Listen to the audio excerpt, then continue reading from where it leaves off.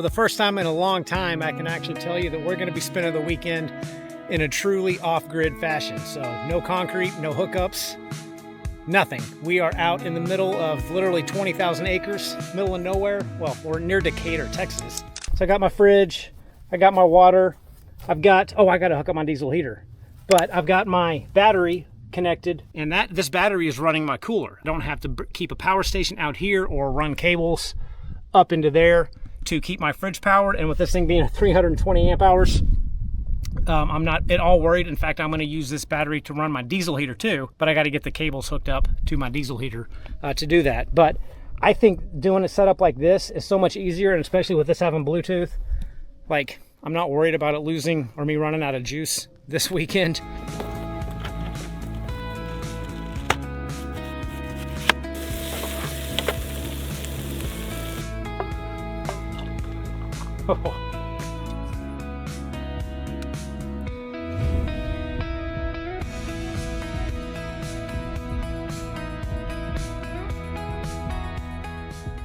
All right, gang. Man, we sat around the fire tonight, and it got so cold. I don't even know what the temperature is, but we are freezing. And oh my goodness, I just cut my diesel heater on. The exhaust is coming in, so that's a lot nicer. But now that I have that turned on, I'm gonna get my this guy on just to make sure.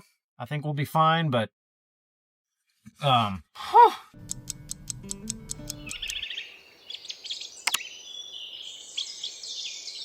gonna see how much battery juice I have left after running that diesel heater and cooler all night long.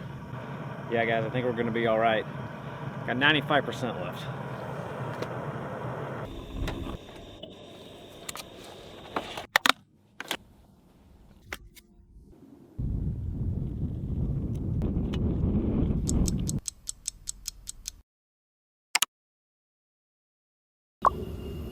I was in no risk of running out of batteries.